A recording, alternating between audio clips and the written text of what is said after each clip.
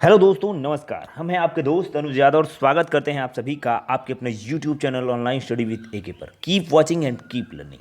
दोस्तों, आज का हमारा सब्जेक्ट है वर्ल्ड ज्योग्राफी। तो दोस्तों, आज की वीडियो में हम बात करेंगे भूगोल विषय के कुछ महत्वपूर्ण प्रश्नों के उत्तरों के साथ साथ उनसे संबंधित अन्य जानकारियों के बारे में। दोस्तों, हम आपको बता दें कि पहले हम आपको क्वेश्चंस के आंसर बताएंगे, फिर उनसे संबंधित जो भी जुड़ी जानकारियां होंगी उनको हम आपके साथ साझा करेंगे। तो दोस्तों, वीडियो को पूरा देखिएगा और वीडियो पसंद आए तो लाइक और अपने दोस्तों को शेयर भी कर दीजिएगा। और हाँ, अगर आप चैनल पर पहली बार आए हैं तो चैनल को सब्सक्राइब करके बेल आइकन को प्रेस कर लीजिए ताकि आपको हमारे वीडियोज़ की लेटेस्ट अपडेट मिलती रहें। तो दोस्तों, आइए शुरू करते हैं आज की वीडियो। आज का हमारा पहला क्वेश्चन है, नैनीटी ईस्ट रिज नामक जलमग्न ज्वालामुखी कटक किस महासागर में स्थित है? ऑप्शन ए प्रशांत महासागर, ऑप्शन बी अटलांटिक महासागर, ऑप्शन सी हिंद महासागर या फिर ऑप्शन नंबर डी आर्कटिक महासागर। तो दोस्तों, सही जवाब मिलेगा आपको ऑप्शन नंबर सी हिंद महासागर। दोस्तों, हम आपको बता दें, नैनीटी ईस्ट रिज की लंबाई 5000 किलोमीटर है। यह कटक बंगाल की खाड़ी से शुरू होकर दक्षिण की ओर जाती है। इसकी औसत चौड़ाई लगभग 200 किलोमीटर है। तो दोस्तों, बढ़ते अपने अगले प्रश्न पर। हमारा अगला प्रश्न है, अफगानिस्तान का हेलमंद प्रांत किसकी खेती के लिए प्रसिद्ध है? ऑप्शन ए तंबाकू, ऑप्शन बी अफीम, ऑप्शन सी गेहूं या फिर ऑप्शन नंबर डी कपास। तो दोस्तों, सही जवाब मिलेगा आपको ऑप्शन नंबर बी अफीम। दोस्तों, हम आपको बता दें, हेलमंद अफगानिस्तान के दक्षिण में स्थित है। क्षेत्रफल के आधार पर यह अफगानिस्तान का सबसे बड़ा प्रांत है। हेलमंद प्रांत का कुल क्षेत्रफल 58,584 वर्ग किलोमीटर है। यह विश्व का सबसे बड़ा अफीम उत्पादक क्षेत्र है। विश्व का कुल उत्पादन की 75% अफीम हेलमंद से उत्पादित की जाती है। तो दोस्तों, बढ़ते अपने अगले प्रश्न पर। हमारा अगला प्रश्न है, हिरोशिमा और नागासाकी शहर किन द्वीपों में स्थित है? ऑप्शन ए होन्शु और क्यूशु, ऑप्शन बी होन्शु और शिकोकू, ऑप्शन सी होकाइडो और क्यूशु या फिर ऑप्शन नंबर डी क्यूशु और शिकोकू। सही जवाब मिलेगा आपको ऑप्शन नंबर ए होन्शु और क्यूशु। दोस्तों, हम आपको बता दें कि हिरोशिमा नगर जापान के होन्शु द्वीप में स्थित है, जबकि नागासाकी क्यूशु द्वीप में स्थित है। इन दोनों नगरों पर 1945 में अमेरिका द्वारा परमाणु बम गिराए गए थे। तो दोस्तों, बढ़ते हैं अपने अगले प्रश्न पर। आज का हमारा अगला प्रश्न है, निम्नलिखित कथनों पर विचार कीजिए। यानी कि जो नीचे दो कथन दिए गए हैं उन पर विचार करके आपको जो नीचे 4 ऑप्शन दिए गए हैं उनमें से सही टिक करना है कि कौन कौन से ऑप्शन सही हैं। ऑप्शन पहला कथन, बेलरिक द्वीप महासागर भूमध्य सागर में स्थित है। पहला कथन है, बेलरिक द्वीप भूमध्य सागर में स्थित है। दूसरा, कोर्सिका और सार्दिनिया द्वीप इटली की पश्चिम में स्थित है। दोस्तों, उपरोक्त में से कौन सा कथन सत्य है आपको बताना है। ऑप्शन ए केवल एक, ऑप्शन बी केवल दो, ऑप्शन सी एक और दो दोनों या फिर ऑप्शन नंबर डी दोनों कथन गलत हैं। तो दोस्तों, सही जवाब मिलेगा आपको ऑप्शन नंबर सी एक और दो दोनों सही हैं। दोस्तों, हम आपको बता दें कि बेलरिक द्वीप समूह स्पेन का हिस्सा है। यह द्वीप समूह भूमध्य सागर में स्थित है। इसका कुल क्षेत्रफल 4,992 वर्ग किलोमीटर है। सार्दिनिया सिसिली के बाद भूमध्य सागर में स्थित दूसरा सबसे बड़ा द्वीप है। यह इटली का स्वायत्त क्षेत्र है। नेक्स्ट क्वेश्चन, हमारा अगला क्वेश्चन है, जिब्राल्टर जलडमरू किन दो देशों को अलग करता है? ऑप्शन ए पुर्तगाल और मोरक्को, ऑप्शन बी अल्जीरिया और स्पेन, ऑप्शन सी मोरक्को और स्पेन या फिर ऑप्शन नंबर डी अल्जीरिया और पुर्तगाल। तो दोस्तों, सही जवाब मिलेगा आपको ऑप्शन नंबर सी मोरक्को और स्पेन। दोस्तों, हम आपको बता दें कि जिब्राल्टर जलडमरू यूरोपीय देश स्पेन और अफ्रीकी देश मोरक्को को अलग करता है। यह जलडमरू भूमध्य सागर को अटलांटिक सागर से जोड़ता है। नेक्स्ट क्वेश्चन, हमारा अगला प्रश्न है, गुआनो नामक प्राकृतिक उर्वरक किस क्षेत्र में पाया जाता है? ऑप्शन ए तिएरा देल फॉगियो, ऑप्शन बी अटाकामा मरुस्थल, ऑप्शन नंबर सी ब्राजील का मीनस गेरियस या फिर ऑप्शन नंबर डी पेरू का तटीय क्षेत्र। तो दोस्तों, सही जवाब मिलेगा आपको ऑप्शन नंबर डी पेरू का तटीय क्षेत्र। दोस्तों, हम आपको बता दें कि गुआनो नामक उर्वरक में नाइट्रेट की मात्रा काफ़ी अधिक होती है। यह भूमि के लिए अत्यधिक उपजाऊ होता है। इसका इस्तेमाल पेरू के द्वीप व तटीय क्षेत्रों में किया जाता है। नेक्स्ट क्वेश्चन, हमारा अगला प्रश्न है, वन कटान के परिणाम क्या होते हैं? और पहला कथन, मृदा अपरदन में वृद्धि होती है। दूसरा कथन, भूमिगत जल का भंडारण होता है। तीसरा कथन, आकस्मिक बाढ़ आती है। आपको सही विकल्प चुनना है। तो पहला ऑप्शन है केवल एक, दूसरा ऑप्शन है एक और दो, तीसरा ऑप्शन है एक और तीन, या फिर चौथा ऑप्शन एक, दो और तीन। तो दोस्तों सही जवाब मिलेगा आपको ऑप्शन नंबर सी, एक और तीन। दोस्तों हम आपको बता दें, अत्यधिक मात्रा में वन कटान के कारण मृदा अपरदन की दर काफ़ी बढ़ जाती है, क्योंकि वनस्पति न होने के कारण मृदा की पकड़ कमजोर हो जाती है। वर्षा के समय में वनस्पति न होने के कारण वर्षा का जल भूमि में पूरी तरह रिस नहीं पाता, जिस कारण आकस्मिक बाढ़ भी आती है। नेक्स्ट क्वेश्चन, हमारा अगला क्वेश्चन है, लेटराइट मृदा का निर्माण किस प्रकार होता है? Option A leaching, option B अपरदन, ऑप्शन सी उपजाऊ नदी सिल्ट के निक्षेप के कारण, या फिर ऑप्शन नंबर डी आग्नेय चट्टानों के यांत्रिक अपक्षय के कारण। तो दोस्तों सही जवाब मिलेगा आपको ऑप्शन नंबर ए, लीचिंग के कारण। दोस्तों हम आपको बता दें, लीचिंग प्रक्रिया में नदियां अपने साथ उपजाऊ मृदा बहाकर ले जाती हैं और समतल मैदान में मृदा का निक्षेप कर देती हैं। तो दोस्तों बढ़ते हैं अपने अगले प्रश्न पर। हमारा अगला प्रश्न है, निम्नलिखित कथनों पर विचार कीजिए। पहला कथन, ओक्स बो झील का विसर्प का टूटा हुआ हिस्सा होता है। दूसरा, नदी के युवावस्था की विशिष्टता बाढ़ युक्त मैदान होते हैं। उपरोक्त में से कौन सा कथन सही है आपको बताना है। ऑप्शन ए केवल एक, ऑप्शन बी केवल दो, ऑप्शन सी एक और दो दोनों सही हैं, या फिर ऑप्शन नंबर डी दोनों गलत हैं। तो दोस्तों सही जवाब मिलेगा आपको ऑप्शन नंबर ए, केवल एक सही है। दोस्तों हम आपको बता दें, बाढ़ युक्त मैदान नदी की अंतिम अवस्था में दृश्यमान होते हैं। नदी की युवावस्था में गड्ढे, झरने व प्रपात दृश्यमान होते हैं। तो दोस्तों बढ़ते हैं अपने अगले प्रश्न पर। हमारा अगला प्रश्न है, निम्नलिखित निक्षेपात्मक गतिविधियों का अवलोकन कीजिए। और पहला कथन, मोरेन ग्लेशियल निक्षेप, दूसरा बर्चन पवन निक्षेप, तीसरा डेल्टा फ्लूवियल निक्षेप।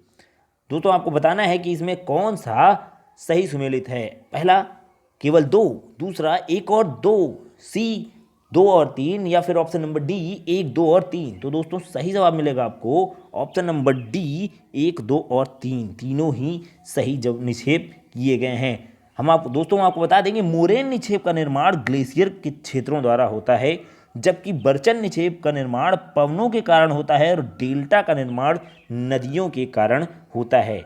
नेक्स्ट क्वेश्चन, हमारा अगला प्रश्न है, ओरोजेनिक बल से किसका निर्माण होता है?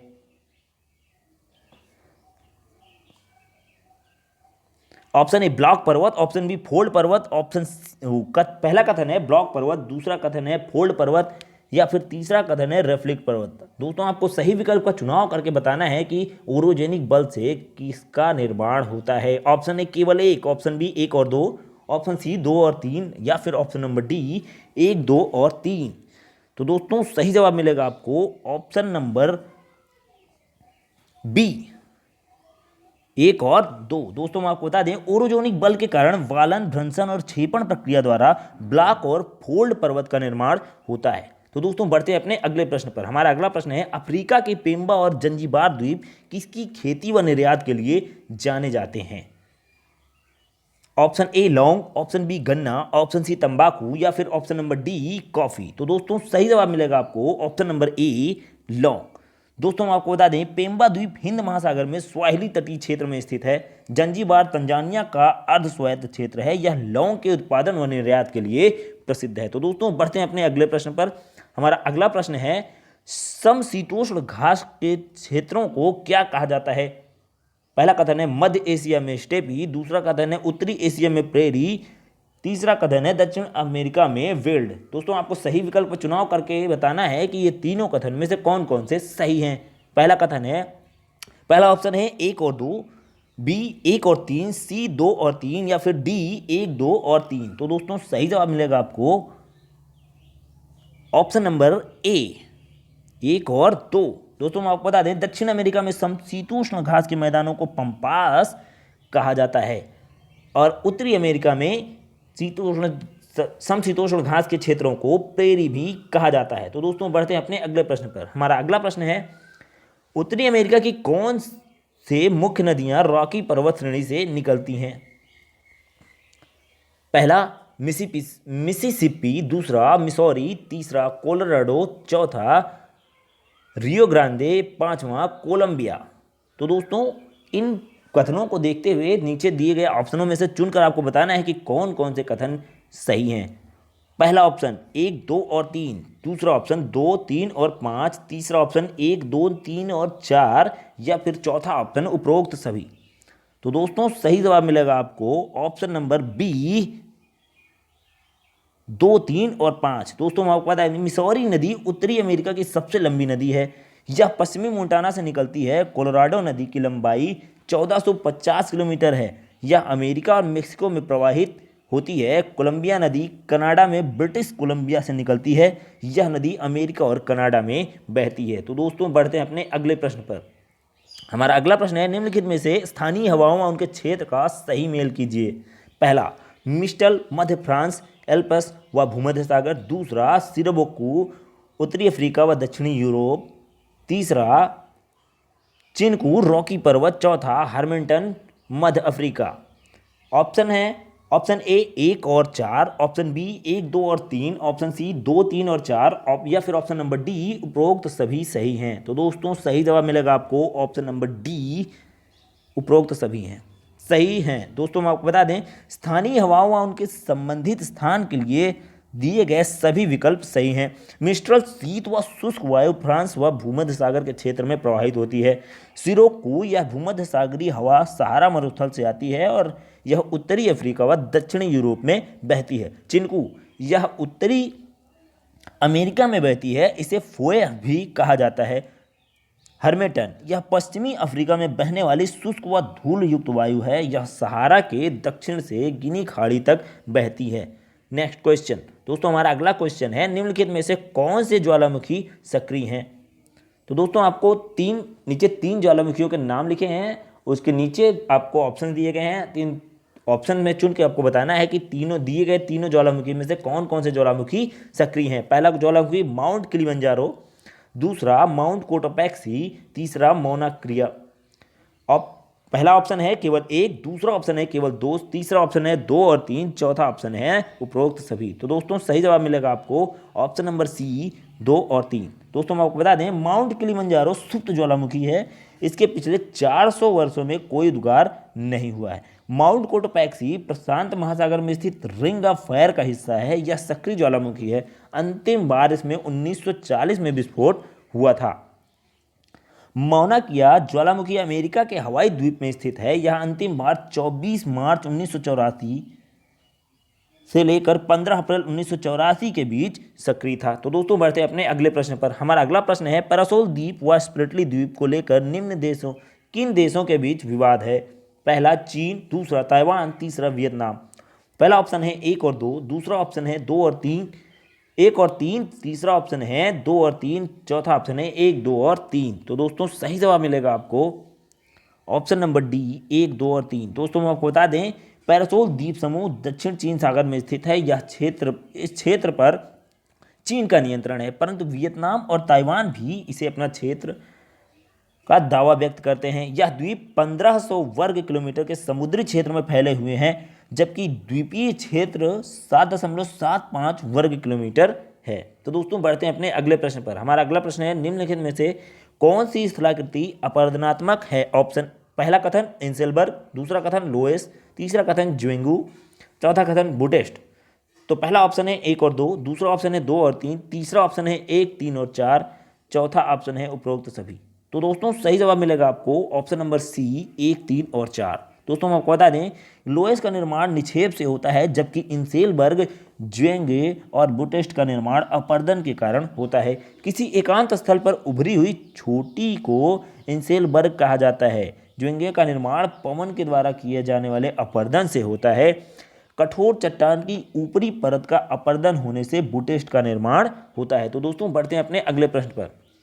हमारा अगला प्रश्न है, निम्नलिखित में से कौन सी पर्वत श्रृंखला विश्व की सबसे लंबी पर्वत श्रृंखला है।